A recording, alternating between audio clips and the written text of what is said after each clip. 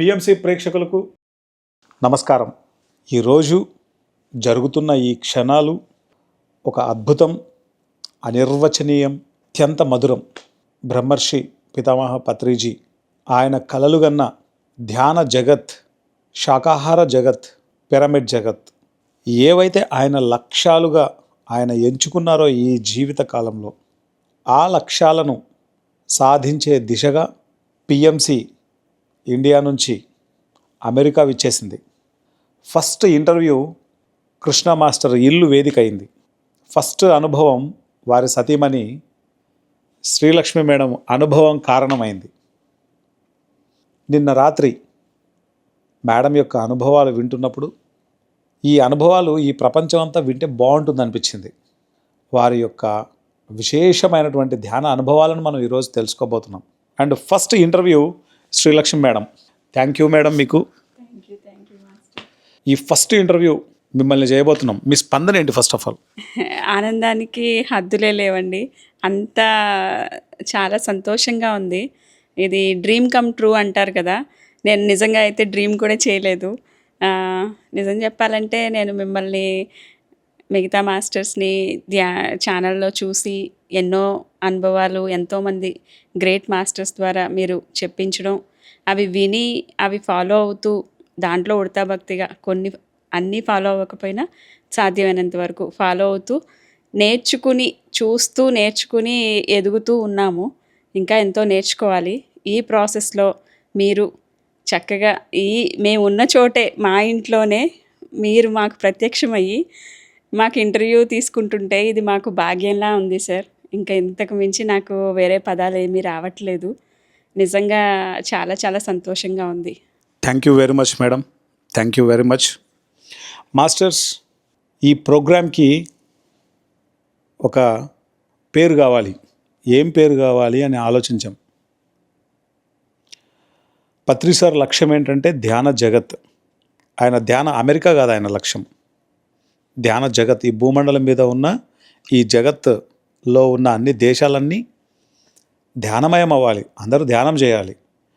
అది ఆయన లక్ష్యం.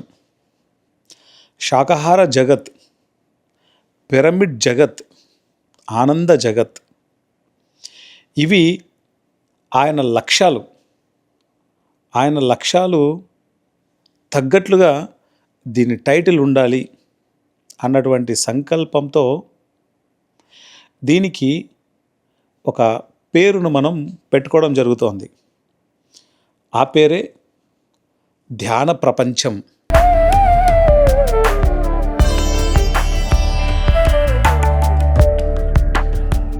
సో ఫస్ట్ మీ ఇంట్రడక్షన్, దాని తర్వాత మీ యొక్క ధ్యాన అనుభవాలను మనం తెలుసుకుందాం. ముందుగా ఈ ఛానల్లో నేను మీతో ఇంత అద్భుతమైన కార్యక్రమాన్ని పంచుకోవడానికి సహకరించిన ఈ విశ్వానికి, విశ్వగురు మండలికి, అలాగే పిఎంసి ఛానల్ క్రూ మొత్తానికి, మరి ఇంత అద్భుతమైన ఆనంద్ మాస్టర్ గారితో ఇంత జ్ఞానాన్ని ఆనందంగా పంచుకోవడానికి మీరు మా ఇంటికి విచ్చేసి నాకు ఈ అవకాశాన్ని ఇచ్చినందుకు మీకు కూడా పేరు పేరున ఆత్మ ప్రణామాలు తెలియజేసుకుంటున్నాను.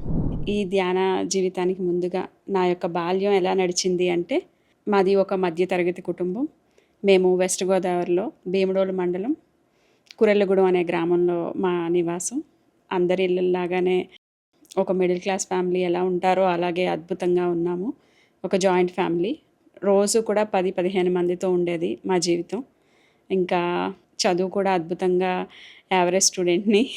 సో ఎటువంటి ప్రెజర్స్ ఉండేవి కాదు ఇంట్లో. చాలా ప్రశాంతంగా గవర్నమెంట్ స్కూల్లో చదువుకున్నాను. నాకు ఒక తమ్ముడు. ఇంకా చెప్పాలంటే ఫ్యామిలీ వైజు అంతా సజావుగా ఉండేది. మా నాన్నగారంటే ప్రాణం. అందరు ఆడపిల్లలకి నాన్నే హీరో కాబట్టి నాకు అలానే ఉండేది. మీ తల్లిదండ్రుల పేర్లు? మా నాన్నగారి పేరు శ్రీనివాసరావు గారు, అమ్మ పేరు రాజేశ్వరి గారు, తమ్ముడు పవన్ కుమార్, ఇంకా మిగతా సభ్యులు ఉన్నారు. పూర్తి పేరు? నా పేరు శ్రీలక్ష్మి కురెల్ల. నేను ఎంసీఏ చదువుకున్నానండి ఇండియాలో చదువుకున్న తర్వాత జాబ్ చేశాను, సాఫ్ట్వేర్ జాబు విప్రోలో చేశాను. ఆ తర్వాత మ్యారేజ్ అయింది, యుఎస్ వచ్చాను. ఇక్కడ మాస్టర్స్ చేశాను. తర్వాత జాబ్లో సెటిల్ అయ్యాను. ఇంకా జాబ్ కంటిన్యూ చేస్తూ అద్భుతమైన ఫ్యామిలీ, ఇన్లాస్ ఫ్యామిలీ కూడా, అత్తగారు, మావయ్య, మా హస్బెండ్ కృష్ణ మాస్టర్. ఇంకా మీ హస్బెండ్ కృష్ణ మాస్టర్ అంటున్నారు. మీది లవ్ స్టోరీనా లేకపోతే అరేంజ్డ్ మ్యారేజా? Love marriage sir. మీ లవ్ మ్యారేజ్ డీటెయిల్స్ చెప్పండి కొంచెం. విప్రోలో నాకు ఒక ప్రాజెక్ట్ నుంచి ఇంకో ప్రాజెక్ట్కి రిలీవ్ అయ్యి మళ్ళీ కొత్త ప్రాజెక్ట్ వచ్చే ప్రాసెస్లో నాకు యూఎస్ ఆఫర్ వచ్చిందనమాట. దానికి చాలామంది ఉంటారు కదండి, మనం ఏమనుకుంటామంటే నాకు వచ్చేస్తుందేమో అన్న ఫీలింగ్లో ఉంటాము. నేను కూడా అలాగే ఉండేదాన్ని. రౌండ్స్ అయ్యేవి ఇంటర్వ్యూస్ ఇంటర్నల్గానే క్లయింట్తో. సో ఆ టైంలో నాకు లింక్డ్ఇన్ అని ఒకటి ఉంటుంది వెబ్సైట్. ఫేస్బుక్ ఎలా అందరు సోషల్ నెట్వర్క్ ఎలాగో జాబ్ వైజ్ లింక్డ్ఇన్ అనే ఉంటుంది. ఆ లింక్డ్ఇన్ దాంట్లో నేను నాకు ఇంటర్వ్యూలో అడిగే క్వశ్చన్స్లో నాకు టఫ్ అనిపించినవి లింక్డ్ఇన్లో పోస్ట్ చేసేదాన్ని. దానికి ఆన్సర్స్ ఎంటైర్ వరల్డ్లో ఎవరైనా ఇవ్వచ్చు ఆన్సర్. అలా ఇస్తూ ఉంటారు ఆ రిలేటెడ్ బ్యాక్గ్రౌండ్ ఉన్నోళ్ళు, సేమ్ టెక్నాలజీ వర్క్ చేసేటోళ్ళు. అలా నాకు ఇద్దరు ఇచ్చేవారు. ఒకటి కృష్ణ మాస్టరు, ఇంకొకటి అమెరికన్ బేసిల్ అని ఒకతను. సో రిప్లైలు వచ్చేవి. ఓకే అని చెప్పి అక్కడ ఓన్లీ అంతా ప్రొఫెషనల్ టాక్. సో అలాగే అలాగే చాట్ చేసేదాన్ని. అంతకుమించి ఏం తెలియదు. ఇంకా గ్రాడ్యువల్లీ ఒక ప్రోగ్రామ్ ఒక కోడ్ పంపించడానికి నాకు అక్కడ మెమరీ సరిపోదన్నమాట ఫైల్ అప్లోడ్ చేయడానికి. సో నా పర్సనల్ ఈమెయిల్ అడగడం జరిగింది. అక్కడ నేను ఇచ్చాను, ఆయన పంపించారు. ఇంకా అలా తర్వాత యాజ్ ఏ ఫ్రెండ్గానే ఉండేవాళ్ళం. ఈవెన్ కమ్యూనిటీ వైజ్ కూడా డిఫరెంట్ అనమాట. సో అలాంటి థాట్ ఎప్పుడూ లేదు. తను యుఎస్లో ఉండేవారు, నేను ఇండియాలో విప్రోలో పనిచేసేదాన్ని. బట్ క్లయింట్ ఒక్కరే ఉండేవారు మైక్రోసాఫ్ట్కి. సో అలా తెలుసు అనమాట.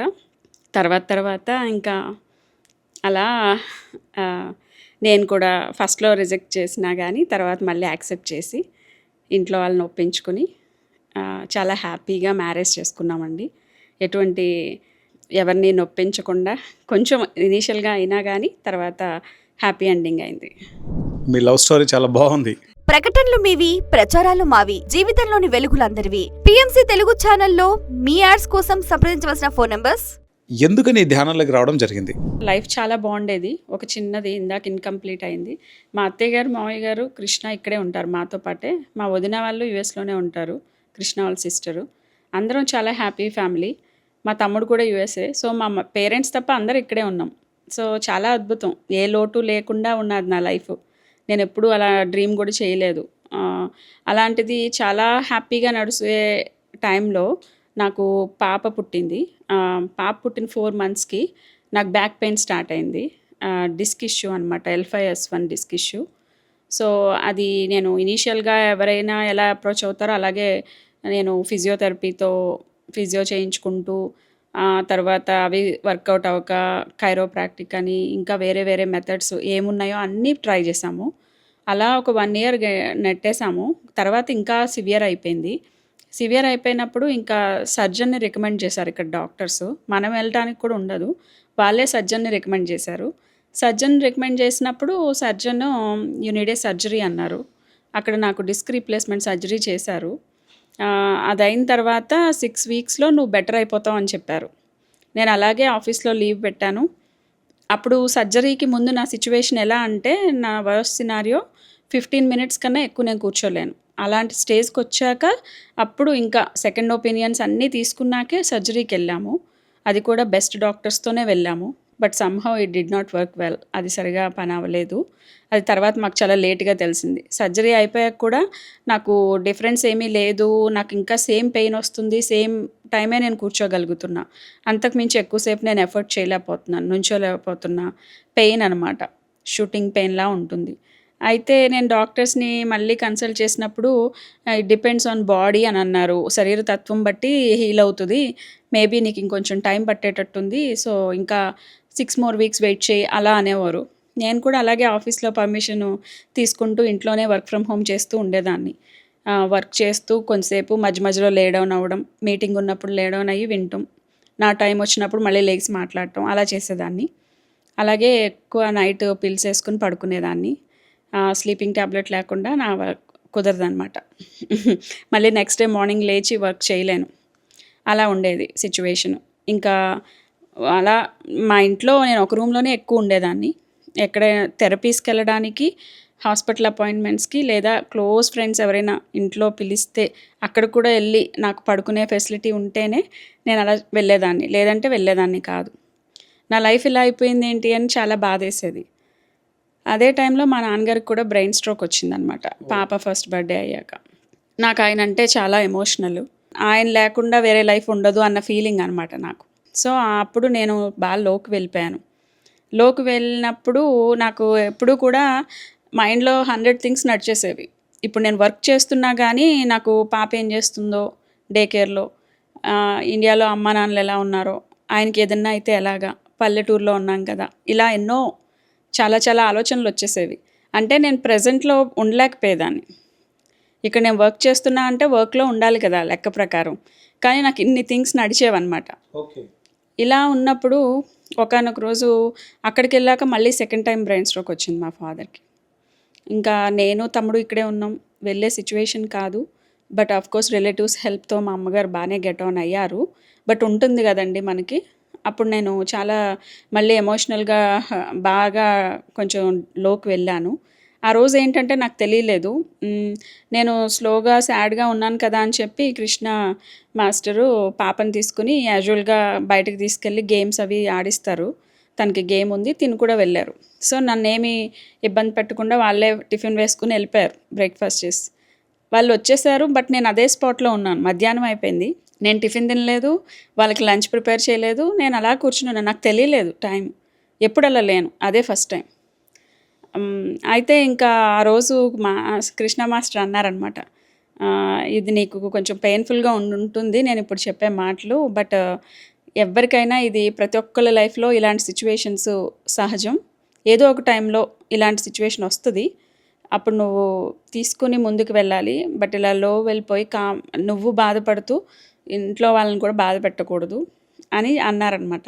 నాకు చాలా గిల్టీ ఫీలింగ్ వచ్చింది. అసలు ఇదేంటి అని, నేను ఎందుకు ఇలా తీసుకోలేకపోతున్నాను, ముందుకు వెళ్ళలేకపోతున్నాను అని. అప్పుడు నాకు ఆలోచన వచ్చింది, ఏదో ఒక రోజు అయితే నేను దీని నుంచి ఓవర్కమ్ చేసి బయటపడాలి, అది ఈరోజే ఎందుకు అవ్వకూడదు అని అనుకుంటూ ఏం చేయాలో తెలీదు. అసలు మనకి అలాంటి బ్యాక్గ్రౌండ్ కానీ ధ్యానం కానీ ఏం తెలీదు. ఏదో చేయాలి, ఏం చేయాలో తెలీదు అనుకుని ఏదో యూట్యూబ్లో వీడియోస్ వింటూ ఉండేదాన్ని. అలా వింటున్నప్పుడు నాకు ఒక ఫ్రెండ్ నుంచి ఫోన్ వచ్చింది, నా క్లోజ్ ఫ్రెండ్ ఫోన్ చేసి, శ్రీలు మేము ఇలా ధ్యానం చేస్తున్నాము, ఎర్లీ మార్నింగ్ బ్రహ్మ ముహూర్తంలో నిద్ర లేచి చక్కగా కళ్ళు 2 మూసుకుని చీకటి గదిలో కూర్చుని శ్వాస మీద ఫోకస్ పెట్టు అని చెప్పారు.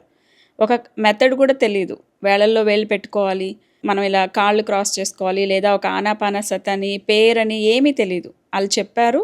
నాకు అది ఓహో ఓకే, నాకు ఇది మంచిదే కదా, వాళ్ళు నా మంచి కోరికే ఏదో ఒకటి చెప్తూ ఉంటారు ఎప్పుడు కూడా నా లైఫ్లో. వాళ్ళు చాలా బిగ్ రోల్ ప్లే చేశారని నేను చెప్పచ్చు నా కెరియర్ విషయంలో అది. సో వాళ్ళు ఏదైనా చెప్తే నేను చాలా తీసుకుంటానన్నమాట ఇంట్రెస్ట్గా. అలా చేస్తున్నప్పుడు నేను వై డోంట్ ఐ స్టార్ట్ అని నేను స్టార్ట్ చేశాను. బ్రహ్మ ముహూర్తంలో లెగటం, చీకటిగా ఉన్న రూమ్ చూస్ చేసుకుని శ్వాస మీద ధ్యాస పెట్టా. అలా చేస్తూ ఉంటే నా బ్రెయిన్ ఎంప్టీ అవుతుంది, అంటే ఆలోచనలు తగ్గుతున్నాయి. అట్లీస్ట్ ఫస్ట్ డేనే తెలియకపోయినా నాకు ఆ రోజు చాలా సజావుగా సాగింది కంపేర్ టు బిఫోర్. చిరాకులు అన్నీ ఉంటాయి కదండి, విసుగు అలాగా అవి లేవు.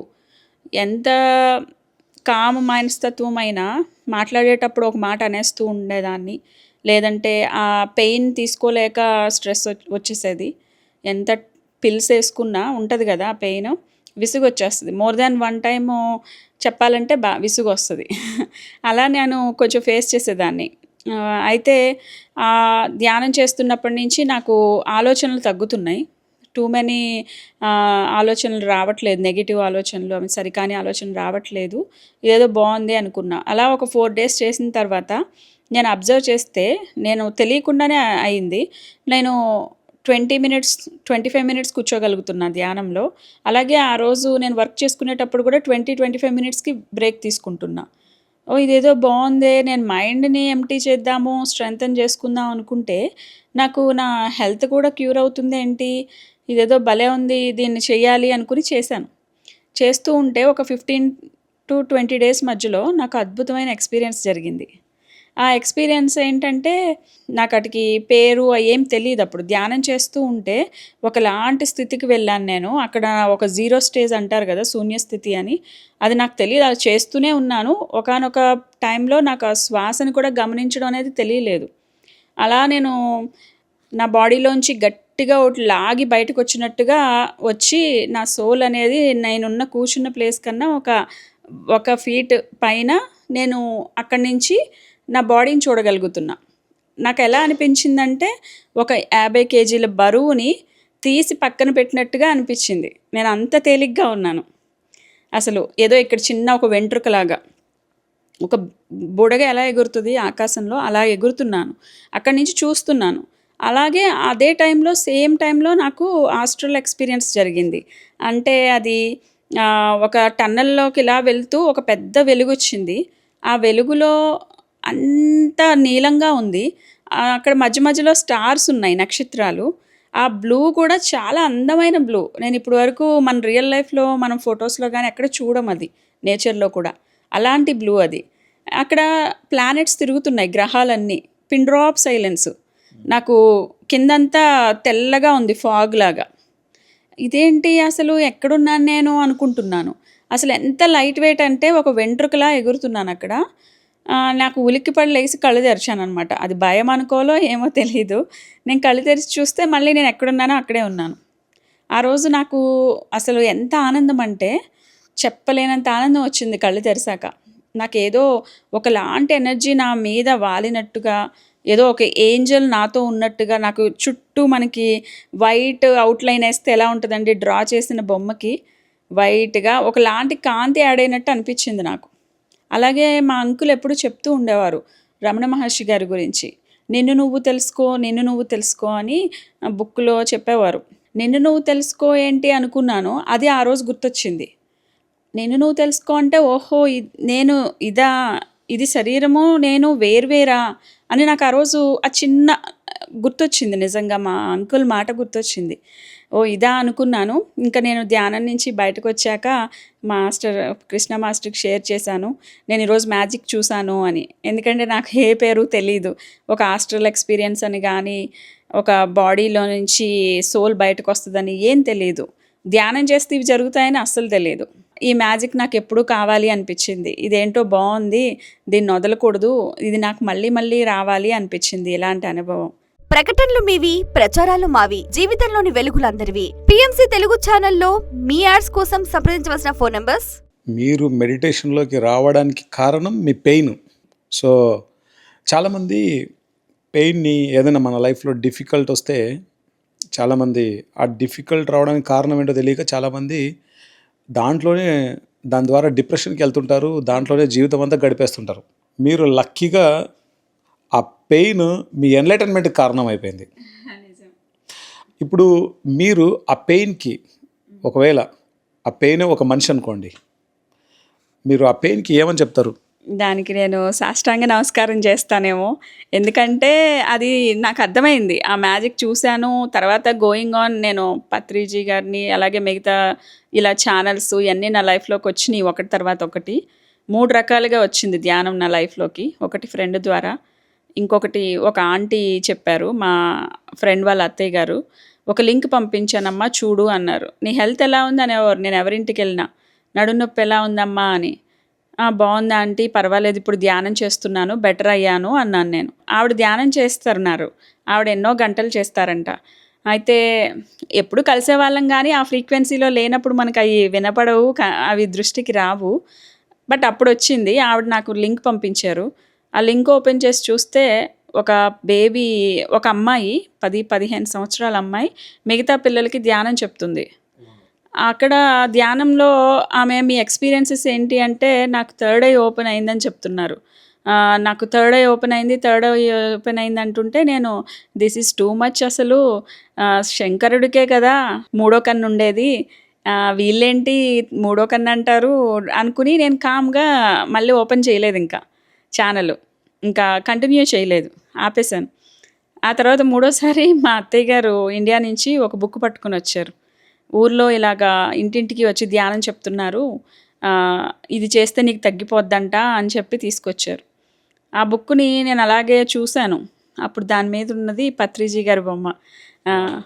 శాకాహార బుక్ అనమాట అది. అప్పటికి నేను శాకాహారంలో లేను, ధ్యానం మా ఫ్రెండ్ చెప్పాడని చేస్తున్నాను. కానీ ఎప్పుడైతే ఆ బుక్ చూశానో, ఆవిడ చదువు అన్నప్పుడు ఒకరోజు చదివాను. ఇంకా అంతేనండి. ఆ బుక్కు ఇంకా అంటే నాకు ట్రాన్స్‌ఫర్మేషన్ చాలా అయ్యింది. ఆ పుస్తకం పేరేం పేరు మేడం? ధ్యాన జగత్ అని సంచికలున్నాయి సార్ అది. దాంట్లో శాకాహారం గురించి ఆ రోజంతా ఆ బుక్ అంతా అదే ఉంది. సో, దానిలో మనం జంతువుల్ని ఎంత ఇబ్బంది పెడుతున్నాము దీని వలన, అలాగే మనకి అది తినడం వల్ల ఎలాంటి ఎనర్జీస్ మనం ఎక్వైర్ చేసుకుంటాము, మన ప్రవర్తించే తీరు ఎలా ఉంటది, అయన్నీ చూపించారక్కడ కళ్ళకి కట్టినట్టు. ఇంకా అది చదివిన తర్వాత నేను శాకాహారానికి చేంజ్ అయ్యాను. ఇది ఎంత బాగా ఉపయోగపడింది అంటే ఈ పెయిన్ అనేది నాకప్పుడు తెలిసింది. ఎందుకంటే నాకు నాకే ఎందుకు ఇన్ని కష్టాలు, నేనేం పాపం చేశాను అని నేను అనుకునేదాన్ని. ఆ నొప్పులున్నంత సేపు సంవత్సరాలు కదా! నా పాపని నేను ఎక్కువ ఆడించలేకపోయేదాన్ని. ఇయన్నీ బాధేస్తది కదా! పార్టీలకెళ్తారు ఇక్కడ సాటర్‌డే, సండేలు. నాకయ్యేం ఉండేది కాదు. కుదిరేది కాదు. అన్నిటికీ కృష్ణ ఎళ్ళాల్సొచ్చేది. కొన్నాటికి తను ఆగిపోవాల్సొచ్చేది. పాపని, కృష్ణని పంపించేదాన్ని. ఇయన్నీ నేను ఎంజాయ్ చేస్తాను. నాకింత లవ్డ్ వన్స్ ఉన్నారు నాతో. నాకెటువంటి ఇబ్బంది లేదు. నాకెందుకిన్ని కష్టాలు అనుకునేదాన్ని. ఇంకా ఎప్పుడైతే పత్రిజీ సార్‌ని నేను చూడడం, ఆ బుక్ చదవడం, ఆ తర్వాత పత్రిజీ అన్న వర్డ్ ఆ లింక్‌లో నేను విన్నాను. యూట్యూబ్ లింక్‌లో ఒక ఆంటీ పంపించిన దాంట్లో చిన్న పిల్లలు చేసిన ఆటిల్లో ఆళ్ళ మాటల్లో విన్నాను నేను. అది నాకప్పుడు క్లిక్ అయింది. ఓహ్! పత్రిజీ అని అన్నది నేను ఎక్కడో విన్నానే అనుకుని మళ్ళీ ఆ లింక్స్ ఓపెన్ చేశా. అప్పుడు పీఎంసీ ఇంకా ఒకదాని తర్వాత ఒక అనుభవం వినటం, ఆ అనుభవాలు నా అనుభవాలతో మ్యాచ్ చేసుకుని, ఓహో! నాకు ఈ అనుభవం వచ్చింది కదా! ఓహ్! ఈ అనుభవానికి దీనికి ఇదా జ్ఞానం. ఓహ్! ఈవిడ ఇలా వచ్చారా? ప్రస్తుతం మీ పెయిన్ ఎలా ఉంది మేడం ఇప్పుడు? నా పెయిన్ ఇప్పుడు ఏమీ లేదండి. నేను చాలా అద్భుతంగా నాకు ఈ ఛానల్స్ పుణ్యమా అని అందరి అనుభవాలు వింటూ, ఎంతోమంది మాస్టర్స్ ఇచ్చే విజ్డమ్‌ని తీసుకుంటూ, దాంట్లో నేను నాకు గురువుగా నేను చూసుకొని సత్సంగాల్లో జాయిన్ అయ్యి, వంశీ మాస్టర్ కళల ద్వారా జ్ఞానంతో ఎంతో బాగా కనెక్ట్ అయ్యి, యూఎస్‌లో అనిరుద్ధ మాస్టర్ గారు మెంటర్‌షిప్‌లో నేను జాయిన్ అయ్యి, వారిచ్చే సత్సంగాల్లో నాకు సత్సంగం చాలా ఉపయోగపడింది. ఎందుకంటే నేను 1 ఇయర్ ఎవ్వరి సత్సంగం లేకుండా, ఒక ఛానల్‌లో ఒక ఇంటర్వ్యూ చూడకుండా, ఒక అనుభవం వినకుండా, ఓన్లీ నేను ధ్యానం చేయటం, నేను అనుభవం చూడటం, అది మా హస్బెండ్‌తో షేర్ చేసుకోవడం, మిగతా లైఫ్ మామూలే. చిరాకులు, పరాకులు అన్నీ మామూలే. బాధ, నొప్పి. ధ్యానం చేసినంత సేపు బానే ఉండేది. ధ్యానం చేయకపోతే మళ్ళీ నొప్పుండేది. ఇదేంటి అనుకునేదాన్ని. కానీ తర్వాత నాకు అర్థమైంది. ఈ సత్సంగాల్లో అయిన తర్వాత మనకి ఎప్పుడైతే ఆ ఫ్రీక్వెన్సీతో ఉన్న మాస్టర్స్‌తో మనం నిత్యం కనెక్షన్‌లో ఉంటామో, at least everyday half an hour సత్సంగం విన్నా, నెక్స్ట్ 23:30 గంటలు ఆ ఎనర్జీస్ మనల్ని ఒక లైన్‌లో వెళ్ళనిస్తాయి. ఏది సరైంది, ఏది సరికానిది. నాకవన్నీ తెలిసినియండి. అంతకుముందు గంటలు ధ్యానం చేసినా, నాకు ఆ ఎనర్జీని ఎలా వాడుకోవాలో తెలిసేది కాదు. ఇప్పుడు ఒక సరికాని మాట అవసరం లేదు. ఒక సరికాని ఆలోచన అవసరం లేదు. అలాగే నలుగురు నేను మాట్లాడట్లేదుగా, వాళ్ళు గాసిప్ చెప్తుంటే నేను జస్ట్ అక్కడ నుంచోవాల్సొస్తుంది అనుకునేదాన్ని. ఆళ్ళు నుంచోవడం కూడా అవసరం లేదు. వాళ్ళకి ఐ కాంటాక్ట్ ఇచ్చి అవును అని కూడా చెప్పవసరం లేదు. అది కూడా నెగెటివ్ ఎనర్జీనే అని నాకిప్పుడు అర్థమైంది. Thank you madam. అసలు మీ ఎక్స్పీరియన్స్ మామూలుగా లేదు. చాలామంది వాళ్ళకి ఏదైనా ఒక డిసీజ్ వచ్చినప్పుడు ఆ డిసీజ్లోనే వాళ్ళ జీవితం అంతా కొనసాగిస్తారు. కొంతమంది డిప్రెషన్లోకి వెళ్తారు, కొంతమంది సూసైడ్ చేసుకుంటారు నొప్పి తట్టుకోలేక, కొంతమంది దేవుణ్ణి తిట్టుకుంటూ వాళ్ళ ఇంట్లో వాళ్ళని ఇబ్బంది పెడుతూ జీవిస్తుంటారు. వీటన్నింటికి భిన్నంగా మీరు చేసిన జర్నీ చాలా అద్భుతంగా ఉంది. ఇప్పుడు నిద్ర మాత్రలు వేసుకుంటే తప్ప నిద్రపోలేని మీరు ఇప్పుడు ఆ పెయిన్ నుంచి కంప్లీట్గా ఫ్రీ అయిపోయామని చెప్తున్నారు. ఇప్పుడు ఎంటైర్ ఈ ఆపరేషన్కి కానీ ఈ డిసీజ్కి ఇక్కడ ఇండియన్ కరెన్సీలో ఎంత ఖర్చు ఉంటుంది మేడం మీకు? ఒక 20 లక్షలు 50 లక్షలు అయి ఉంటుందండి. సో లక్కీలీ మాకు ఫినాన్షియల్ వైజ్ అంతా బాగానే అయ్యింది. కాకపోతే నేను టైంని చాలా మిస్ అయ్యాను. నా పాపతో, నా హస్బెండ్తో, ఫ్యామిలీతో గడిపే టైంని మిస్ అయ్యాను. మీ ఈ ఛానల్స్ ద్వారా, అలాగే పత్రిజీ సారు అనుభవం ద్వారా జ్ఞానం అని ఏ రోజు ఏ నిమిషాన ఆయన అది చెప్పారో అందరికీ, ఆ అనుభవాలే ఈరోజు నాకు టెస్టిమోనియల్స్‌గా ఉండి, నా అనుభవాన్ని ఆళ్ళతో చూసుకుని, ఇది నా దారి, ఇదే నా దారి, ఓకే. నాకిక్కడే సొల్యూషన్ దొరుకుతది అని నేను గట్టిగా నమ్మాను. నేను చేసుకున్నాను.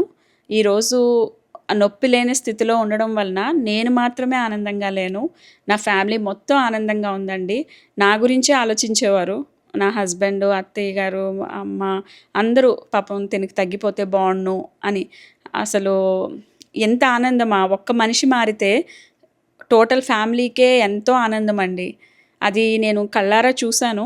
నా అనుభవాన్నే ఈరోజు నలుగురికి నా ఎక్స్‌పీరియన్స్‌నే వాళ్ళకి కౌన్సెలింగ్‌గా ఇస్తూ, నేనెలా బయటకొచ్చానో చెప్తూ నేను ఆ రకంగా ముందుకు వెళ్తున్నాను. Thank you madam. Thank you very much. చూశారు కదండి, ఈరోజు శ్రీలక్ష్మి మేడం యొక్క ఎక్స్పీరియన్స్ ఎంత అద్భుతంగా ఉందో. ఒక కుటుంబంలో ఒక వ్యక్తికి కనుక అనారోగ్యం వస్తే ఎంటైర్ ఫ్యామిలీ అంతా సఫర్ అయిపోతుంది. తల్లి, తండ్రి, అన్నదమ్ములు, అక్క చెల్లెలు, బంధువులు మొత్తం ఎంటైర్ అందరూ సఫర్ అవుతారు. కానీ ఆ ఒక వ్యక్తి బాగుంటే కుటుంబం అంతా అద్భుతంగా ఉంటుంది. అందుకే పత్రి సార్ ధ్యానం సర్వరోగ నివారిణి అని చెప్పారు. ఎక్కడ ధ్యానం ఉంటుందో అక్కడ అద్భుతమైనటువంటి ఆరోగ్యం, అద్భుతమైనటువంటి ఆనందం వారి యొక్క స్వంతం. మరి శ్రీలక్ష్మి మేడం విశేషమైనటువంటి ధ్యానం చేసి, మరి వారికి ఉన్నటువంటి బ్యాక్ పెయిన్ అనేది అంత ఆషామాషిగా ఉండదు. అందులోనూ సర్జరీ అయిన తర్వాత ఆ సర్జరీ ఫెయిల్ అయితే అదొక పెద్ద నరకం. లైఫ్ ఎందుకు కొనసాగిస్తున్నామా అనేటువంటి భావన ఉంటుంది ఎవరికైనా. ఆ స్థితిలో ఉన్నటువంటి మేడం ఈరోజు తన ధ్యాన సాధనతో పూర్తిగా దాని నుంచి బయటకు వచ్చి ఈరోజు ఆవిడే ఒక గురువుగా తయారయ్యారు. ఎంతోమందికి తమ జ్ఞానాన్ని పంచుతున్నారు. నేను ఈ విధంగా చేశాను, ఈ విధంగా నేను బయటకు వచ్చాను, మీరు కూడా ధ్యానం చేసి బయటకు రండి అని చెప్తున్నారు. మీకెవరికైనా ఆరోగ్య సమస్యలు ఏవైనా ఉంటే, ముఖ్యంగా బ్యాక్ పెయిన్ సంబంధించినటువంటి రిలేటెడ్ ఎనీ పెయిన్ మీకుంటే ఈ మేడంతో మాట్లాడి మీరు మేడం యొక్క గైడెన్స్ కూడా తీసుకోవచ్చు. సో ఈరోజు అమెరికాలో టెక్సాస్ నగరంలో డల్లాస్ ఏరియాలో